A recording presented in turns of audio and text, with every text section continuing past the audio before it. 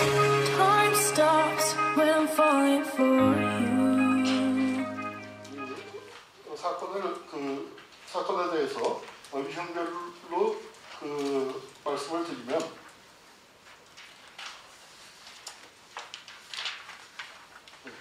내란에서 전부 86명 여기 이제 중복된 인원이 있어서 있습니다. 한 사건에만 관련된 것이 아니고 두 사건에 관련된 인원이 있어서 중복 인원과 순인원을 따지게 되는데요. 순인원 기준으로 405명입니다. 순인원 기준으로 발표드리면은 내란에서 61명, 민간인 삭살에서 66명, 부정선거에서 43명, 고문조작에서 129명, 간첩조작에서 65명, 언론 탄압에서 10명, 문민정부 이후의 사건에서 21명, 도합 405명이 되겠습니다. 이 대상자들을 시기 순으로 나누면 정권별로 나눠보면 두 정권에 대해서 걸쳐서 활동한 사람들도 물론 있습니다. 김기춘 비서실장 같은 경우는 박정희, 전두환, 노태우, 김영삼, 박근혜 다섯 정권에 걸쳐서 활동을 했기 때문에 어디다가 넣어야 할지 참 분류가 좀 힘듭니다만 주된 사건을 중심으로 한 명을 한 번씩만 세웠습니다. 그래서 이승만 정권이 112명, 박정희 정권이 119명, 전두환 정권이 117명, 노태우 정권이 18명, 김영삼 정권이 5명, 김대중 정권이 1명, 이명박 정권 15명, 박근혜 정권 18명이 있었습니다.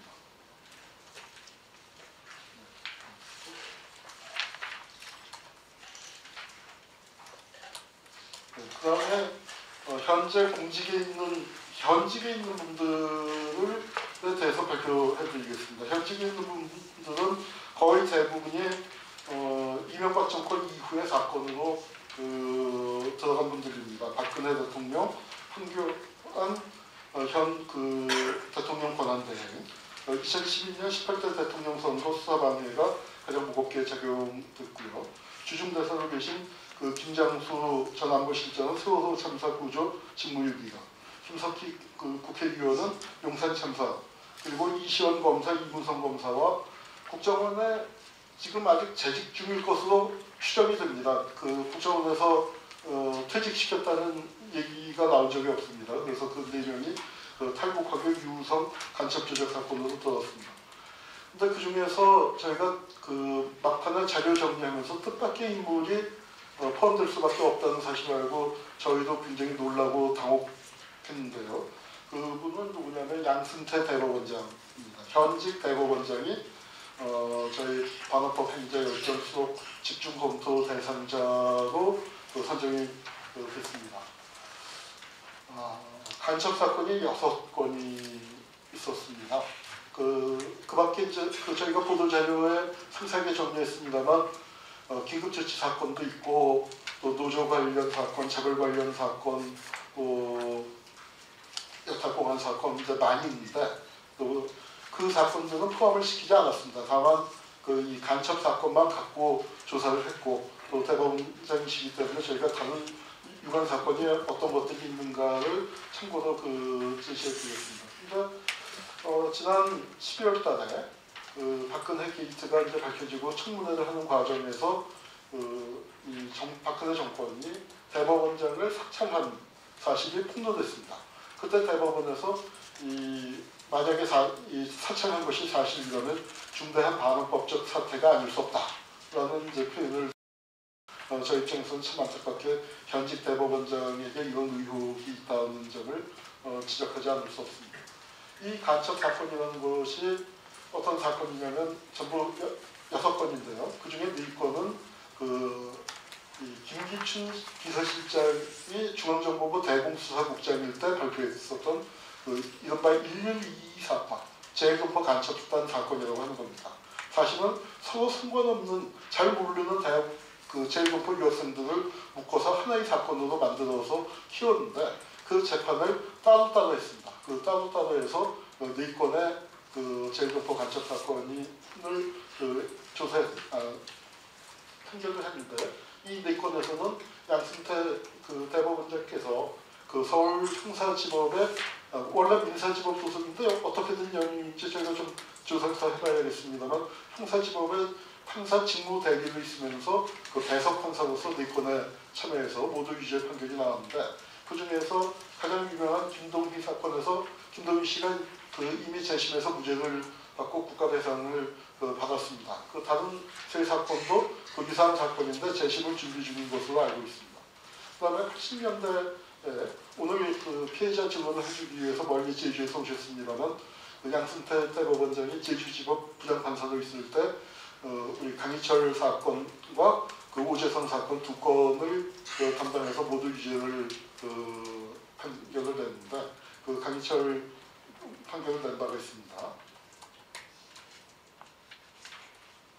네, 그 중에서 이 강희철 그 선생님 사건에서는 요 만년필, 뭐 저만년필은 아니고요, 그냥 비슷한 만년필 사진을 그 하나 구해서 그 씌웠습니다만 만년필이 증거물이 됐습니다.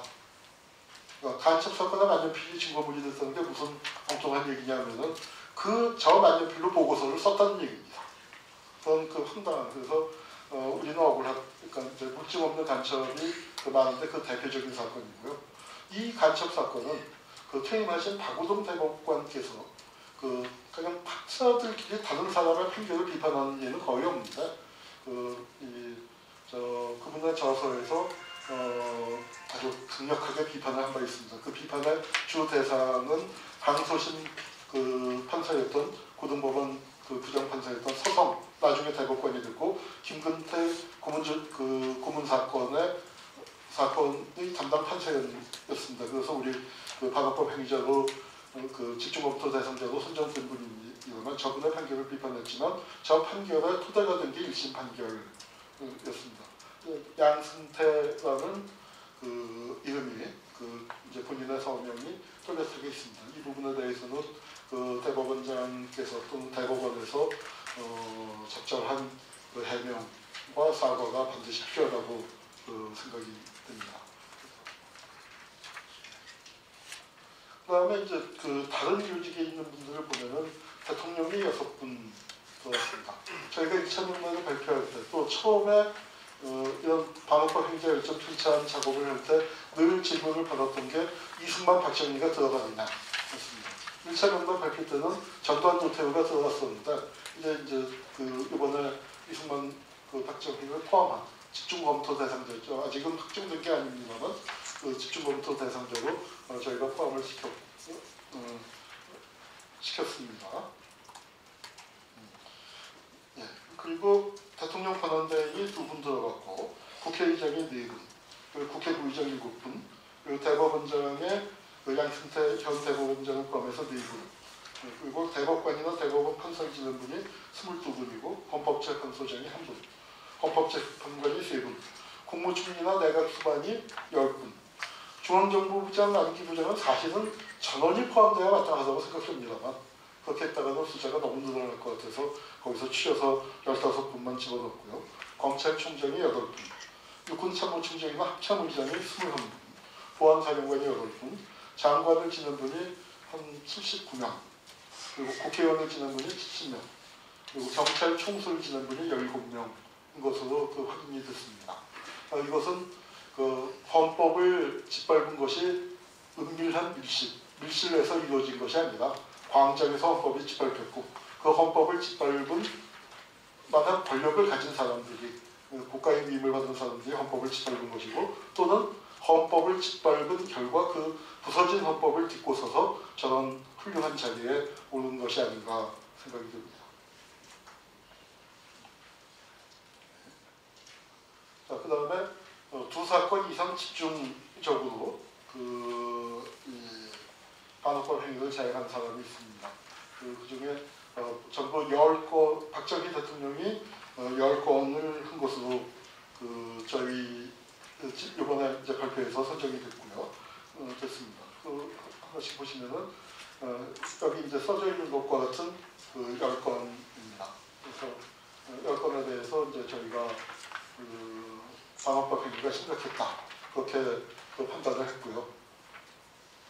그 다음에 김기춘 비서실장의 경우에는 유신, 일본 관련 간첩 사건, 여기 오늘 와 계신 분은 서경원 의원 그 강북 사건 때 이제 고문 조작한 거, 유서 대필 사건, 초원복집 사건 등등 해서 최근의 국정농단에 이르기까지 전부 그 9건에 선정이 됐습니다. 그리고 박정희 시대의 그 최장수 중앙정보부장이었던 김형옥 씨가 그 전부 9건, 5.16에서 1차 인혁당, 또 경향신문 강제매가, 또 사형 판결이 사형이 실제로 집행된 이수근 조작간첩 사건, 박노수 김기남 조작간첩 사건 등 해서 전부 9건이 선정이 됐습니다. 그다음에 그 김기춘을 발탁한 것으로 또 유명한 신직수 전 중앙정보부장이 부산일보 문화방송 강탈 사건, 즉 5.16 장학회, 정수장학회 사건입니다.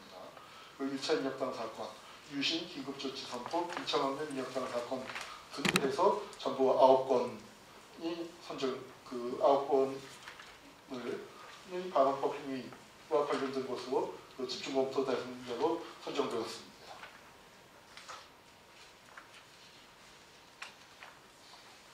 네, 그 다음에 이승만 대통령이 전부 8건, 반민특위 해산에서부터 제주 4.3, 그리고 보도연맹 학살, 재소자 학살, 부역자 학살, 그리고 4.4 5.6개헌과 3.15 부정선거 등입니다. 자잘한 사건들에 대해서도 대통령님의 정치적 책임을 묻는 것이 마땅하다고 생각됩니다만 그런 사건들은 제외했습니다.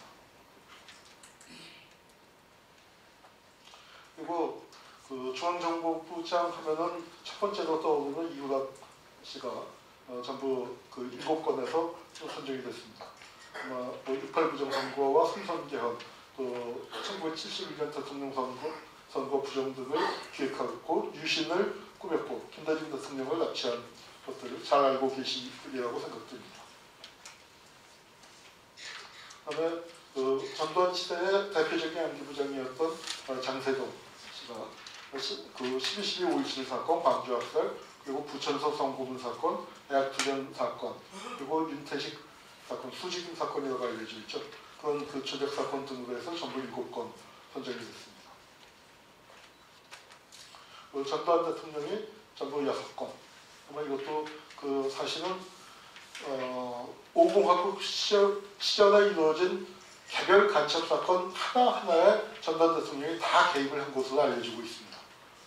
그렇지만 그런 것들은 제외하고 삼청 교육대라든가 언론 통폐합 녹화 사업 같은 굵직굵직한 사건들만 포함을 시켜서 6건 포함이 됐습니다.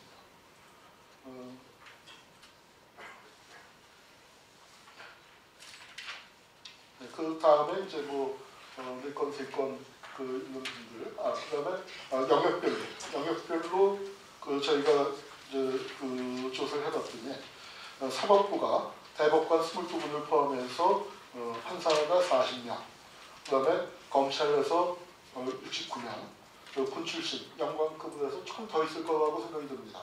111명, 그리고 보안사 출신이 33명, 중앙정보부 출신이 69명, 경찰 출신이 60명으로 그 파악이 됐습니다. 그래서 권력기관에 골고루 분포되어 있다는 사실을 알 수 있고요. 네, 그래서 이상 저희 발표고요. 아까 이만열 선생님께서 말씀하셨습니다만 공자께서 춘추를 지으며 난신적자들이 두려워 떨었다 하는 말이 있습니다. 그동안에 이 사람들이 대한민국에서 권력을 누리면서 살아왔습니다. 피해자만 있고 가해자만 없는 세월, 그 세월의 종지부를 찍고 이들 가해자들의 이름을 하나하나 불러보려고 합니다. 요즘 유행하는 말이 적폐청산이죠.